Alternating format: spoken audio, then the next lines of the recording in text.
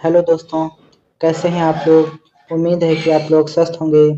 स्वागत है आपके अपने यूट्यूब चैनल हिंदी टारगेट 2025। 2025 में हमने हिंदी गद्य साहित्य के इतिहास में आपको पढ़ाया था पूर्व भारतेंदु युग। पूर्व भारतेंदु युग की जो समय सीमा थी वो 13वीं शताब्दी से सन 1868 ईस्वी तक थी। आज हम जो टॉपिक लेकर के आपके बीच में आए हैं वो है भारतेंदु युग। भारतेंदु युग जो आपके सामने स्क्रीन पर लिखा हुआ है। भारतेंदु युग की समय सीमा की अगर हम बात करें तो समय सीमा आपके सामने लिखी हुई है सन 1868 से लेकर के सन 1900 ईस्वी तक। भारतेंदु हरिश्चंद्र जी को हिंदी गद्य का जनक, हिंदी का पितामह, हिंदी गद्य का पिता माना जाता है। हम आपके लिए वन लाइनर एक प्रश्न में उत्तर लेकर के आए हैं। ज़्यादा से ज़्यादा चैनल को लाइक, सब्सक्राइब और शेयर कर दीजिए। देर न करते हुए हम अपने टॉपिक को क्लियर करते हैं, क्योंकि आज आप ये जो टॉपिक देखेंगे भारतेंदु युग से रिलेटेड सभी प्रश्न, सभी आंसर आपके समझ में आ जाएंगे। और आपने अगर अभी तक मेरा चैनल लाइक, सब्सक्राइब और शेयर नहीं किया है तो ज़्यादा से ज़्यादा शेयर कर दीजिए। भारतेंदु युग की बात करें तो पहला ही टॉपिक आपके सामने है भारतेंदु युग के कवियों के नाम। भारतेंदु युग के कवियों के नाम याद करने के लिए मैंने एक ट्रिक बनाई हुई है जिसका नाम है प्रेम, प्रभा, राधा, अंबिठा। क्या नाम है? प्रेम, प्रभा, राधा, राम, अंबिठा। मेरे साथ बार बार बोलिए, याद हो जाएगा। प्रेम, प्रभा, राधा, राम, अंबिठा। प्रेम, प्रभा, राधा, राम, अंबिठा। प्रेम, प्रभा, राधा, राम, अंबिठा। प्रेम से क्या बना? प्रेम से बना प्रेम घन। और प्र से क्या बना? प्र से आपका प्रताप नारायण मिश्र। और भा से भारतेंदु हरिश्चंद्र। राधा दो बार है तो पहले राधा से राधा कृष्णदास और दूसरे राधा से राधा चरण गोस्वामी। ये क्वेश्चन पूछते हैं निम्न में से भारतेंदु युगीन कवि हैं और ये भारतेंदु युग के मंडल रचनाकार भी हैं। तो यदि आपने पढ़ा है तो आप इनमें से कोई भी ऑप्शन में आ जाएगा, आप सही कर लेंगे। उससे पहले बताने से पहले हम आपको बता दें, जो भारतेंदु हरिश्चंद्र जी थे ये उर्दू में रसा उपनाम से रचना किया करते थे। सन 1880 में हरिश्चंद्र जी को भारतेंदु की उपाधि प्राप्त हुई। और आप कमेंट सेक्शन में कमेंट करके बताइएगा कि भारतेंदु का संधि विच्छेद क्या होगा और भारतेंदु का अर्थ क्या होगा। नेक्स्ट देखिए, राम कृष्ण। राम से बना राम कृष्ण। और अंबिका तत्व्यास।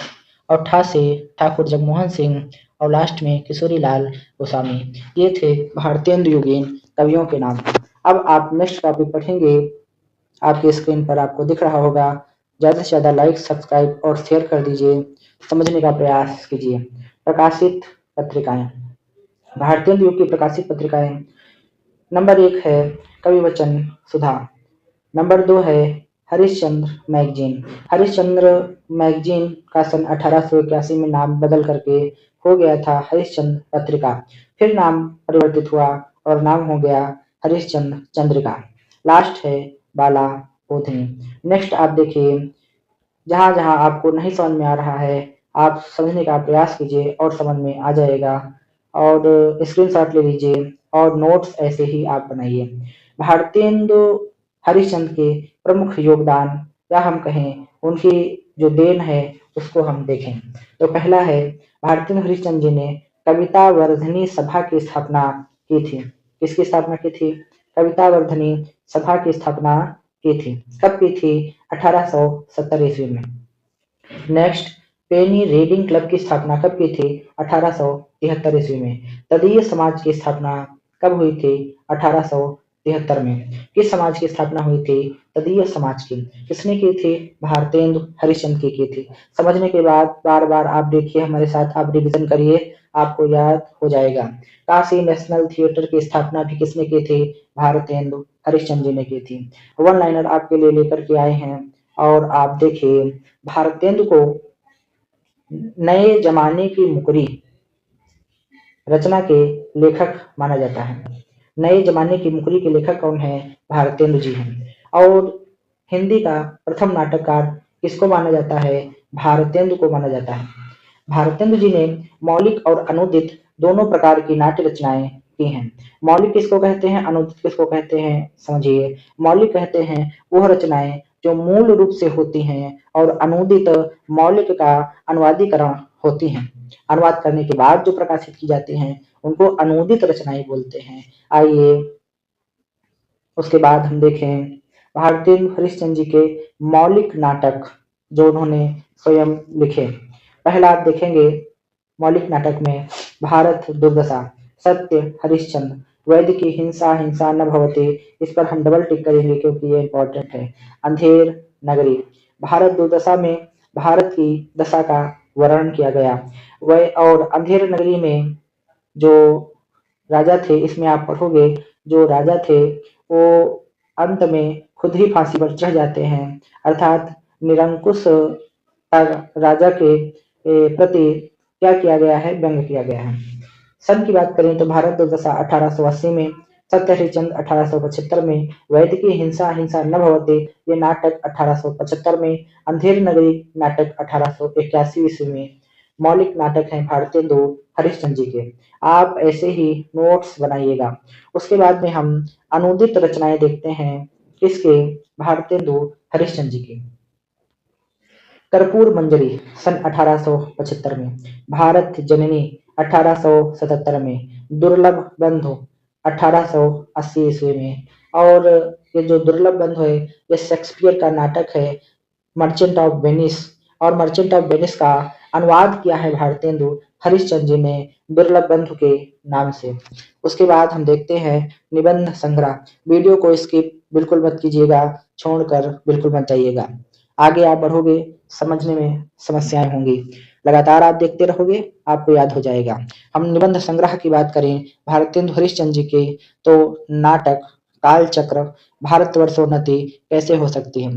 इस कालचक्र पुस्तक में क्या है, हिंदी नई चाल में चली, बहुत बार पूछी जाती है इंटर के विद्यार्थियों में, तो इसको आप याद कर लीजिएगा। नेक्स्ट हम काव्य संग्रह की बात करें तो प्रेम माधुरी, प्रेम फुलवारी, प्रेम मल्लिका, प्रेम प्रलाप, सब में प्रेम प्रेम आपको दिख रहा है, जिसमें प्रेम आपको दिख जाए वो काव्य संग्रह है किसका, भारतेंदु हरिश्चंद्र जी का। हम सन की बात करें तो प्रेम माधुरी का सन है 1875, प्रेम फुलवारी 1883, प्रेम मल्लिका 1871, प्रेम प्रलाप सन 1877 में ये काव्य संग्रह लिखे गए। और भी है जो आपके सम्मुख है बकरी विलाप। बकरी विलाप ये हास्य व्यंग प्रधान रचना है, और रिवनाष्टक भी भारतेंदु हरिश्चंद्र जी का काव्य संग्रह है। बकरी विलाप भी काव्य संग्रह है। उसके बाद हम भारतेंदु युगीन में हमने आपको रटाया था प्रेम प्रभा, राम राधा अम्बिठा, तो दूसरे कवि हैं बद्री नारायण चौधरी जिनका उपनाम है प्रेम घन। आइए देखें, वन लाइनर हमने आपसे कहा था, तो इनका जन्म 1 सितंबर 1855 ईस्वी में दत्तापुर आजमगढ़ उत्तर प्रदेश में हुआ था। इनके पिता का नाम पंडित गुरुचरण लाल था। भारतेंदु मंडल के प्रमुख कवि थे ये। किस मंडल के कवि थे, भारतेंदु मंडल के थे। कौन, प्रेमघन। प्रेमघन की काव्य भाषा ब्रज भाषा थी। कैसी भाषा थी, ब्रज भाषा थी। और आपको हम बता दें भारतेंदु हरिश्चंद्र की जो काव्य भाषा थी वो भी ब्रज भाषा थी, लेकिन एक रचना उन्होंने खड़ी बोली में लिखी, बहुत बार पूछी जाती है, उसका नाम है फूलों का गुच्छा। क्या नाम है, फूलों का गुच्छा। क्या नाम है, फूलों का गुच्छा। देखिए, फूलों का गुच्छा। आप नोट करते रहिए, नोट्स बनाते रहिए। नेक्स्ट हम बात करें सन 1874 में प्रेमघन ने रसिक समाज की स्थापना की थी। किसकी, रसिक समाज की। प्रेमघन की कविता में देश प्रेम जातीयता भरी पड़ी है। प्रेमघन का जो संपूर्ण काव्य है, एक कृति है, एक रचना है, इसका नाम है प्रेमघन सर्वस्व, उसमें संकलित है। और प्रेमघन की हम प्रमुख कृतियों की बात करें, रचनाओं की बात करें, तो पहली जो रचना है ये भारत सौभाग्य, बहुत बार पूछी जाती है। भारत सौभाग्य, प्रयाग, रामगमन, हार्दिक, हर्षादर्श, भारत बधाई, वीरांगना रहस्य, भारत अरुणोदय, आनंद अरुणोदय, ये सारी की सारी रचनाएं किसकी हैं, ये प्रेमघन की हैं। यहाँ पर मैंने इंपॉर्टेंट भी आपके लिए लिखा है कि प्रेमघन उर्दू में अब्र नाम से, किस नाम से, अब्र नाम से कविताएं लिखते थे। और भारतेंदु जी उर्दू में रसा नाम से, किससे, रसा नाम से काव्य रचना किया करते थे। आप स्क्रीनशॉट ले लीजिए और नोट्स बनाते रहिए। मोस्ट इंपॉर्टेंट प्रश्न और आंसर आपके लिए लेकर के आए हैं, सिर्फ और सिर्फ फैक्ट जो आपको पढ़ने हैं। उसके बाद हम थर्ड पर बात करें भारतेंदु मंडल के, तो नाम है प्रताप नारायण मिश्र। इनका जन्म 24 सितंबर 1856 में बैजे गांव उन्नाव, जो कि उत्तर प्रदेश में है, वहां हुआ था। इनकी पत्रिका ब्राह्मण पत्रिका, हिंदुस्तान पत्रिका के ये संपादक भी थे। कौन? पंडित प्रताप नारायण मिश्र। हिंदू, हिंदी, हिंदुस्तान इनका प्रसिद्ध नारा था। अब इनके नाम में देखिए प्रताप लिखा है। प्रताप का अर्थ वीर होता है, और वीर ही होगा जो हिंदुस्तान की बात करेगा, और भारतवासी ही होंगे जो हिंदुस्तान की बात करेंगे। आप लोग चैनल को जल्दी से जल्दी लाइक, सब्सक्राइब एंड शेयर कर दीजिए, क्योंकि हम सिर्फ और सिर्फ टॉपिक लेकर के आए हैं, वन लाइनर लेकर के आए हैं, सीधी बात, नो बकवास। सिर्फ और सिर्फ हम फैक्ट की बात करेंगे, और आपको हम 2025 में ज्यादा से ज्यादा अंक प्राप्त करवाने का प्रयास करेंगे। नेक्स्ट देखिए, हम प्रमुख रचनाओं की बात करें किसकी, प्रताप नारायण मिश्र की। तो सबसे पहले आप कविताएं देखिए, इनकी दो कविताएं फेमस हैं, प्रेम पुष्पावली और मन की लहर। किसकी हैं? यह है प्रताप नारायण मिश्र की। मेरे साथ फिर बोलिए, प्रेम पुष्पावली, प्रेम पुष्पावली, प्रेम पुष्पावली और मन की लहर। मन की लहर किसकी हैं? ये कविताएं हैं प्रताप नारायण मिश्र की। नेक्स्ट देखिए, फिर आप निबंध संग्रह देखेंगे। निबंध संग्रह में निबंध नवनीत और प्रताप पीयूष, निबंध नवनीत प्रताप पीयूष, निबंध नवनीत प्रताप पीयूष, ये किसके हैं? ये हैं प्रताप नारायण मिश्र की। और देखिए नाम भी मिलता जुलता है। विधा कौन सी है? ये निबंध संग्रह है प्रताप नारायण मिश्र की। कोई बाधा हो गई, हाथ कहीं पर लग गया। खैर देखिए, हम नेक्स्ट बात करें भारतेंदु युगीन मंडल के रचनाकारों में। नेक्स्ट नाम आता है ठाकुर जगमोहन सिंह का। क्या नाम है? ठाकुर जगमोहन सिंह। इनका जन्म 1857 ईस्वी में विजय राघवगढ़ में हुआ था। इन्होंने मानव सौंदर्य को प्रकृति सौंदर्य से जोड़ा। इन्होंने कालिदास की ऋतु संहार को ब्रजभाषा में अनुवाद किया। फिर से समझ लीजिए, ऋतु संहार किसकी थी? कालिदास की थी, और ठाकुर जगमोहन सिंह ने ब्रजभाषा में इसका अनुवाद किया है।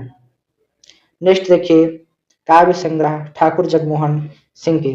प्रेम संपत्ति लता, श्यामा लता, श्याम सरोजनी, ये काव्य संग्रह थे। किसकी थी? जगमोहन सिंह की। उपन्यास भी बहुत बार पूछा जाता है। नाम है श्यामा स्वप्न, श्यामा स्वप्न उपन्यास है किसका? ठाकुर जगमोहन सिंह का। नेक्स्ट आप देखिए, भारतेंदु युग की काव्यगत विशेषताएं। हर युग की विशेषताएं आपको पढ़नी होंगी, याद करनी होंगी। कैसा आपको लगा? ज्यादा से ज्यादा लाइक, सब्सक्राइब और शेयर करिए, ज्यादा से ज्यादा आप सबको पहुंचाइए। इसको अगर आपने देख लिया तो भारतेंदु युग के सभी प्रश्न आपसे बनने लगेंगे, कोई भी प्रश्न आपसे छूटेगा नहीं। खासकर इंटरमीडिएट विद्यार्थियों के लिए, कक्षा 12 वालों के लिए ये क्लास बहुत हेल्पफुल है और बहुत लाभदायक है। भारतेंदु युग की काव्यगत विशेषताएं। नंबर 1 देखते हैं, देश प्रेम राष्ट्रीय भावना से ओतप्रोत रचनाएं भी भारतेंदु युग में हुई। पहले में के समय क्या होता था, राजाओं के लिए रचनाएं और काव्य लिखे जाते थे, परंतु भारतेंदु युग में देश की बात की गई, देश प्रेम की बात की गई और राष्ट्रीय भावना की बात की गई।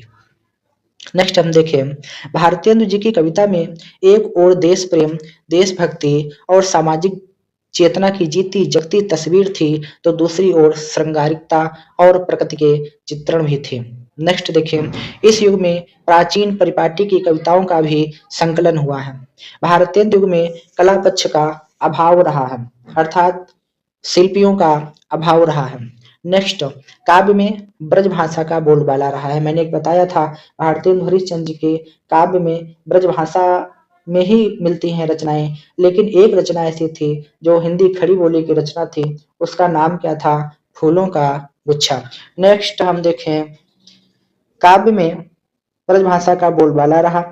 इस युग में हास्य व्यंग रचनाएं भी हुई, और हास्य व्यंग रचना आप कमेंट सेक्शन में कमेंट करके बताइए। अभी मैंने आपको ऊपर बताया था, मैं एक बार फिर आपको बता रहा हूँ, बकरी विलाप। क्या था? बकरी विलाप हास्य व्यंग प्रधान रचना थी।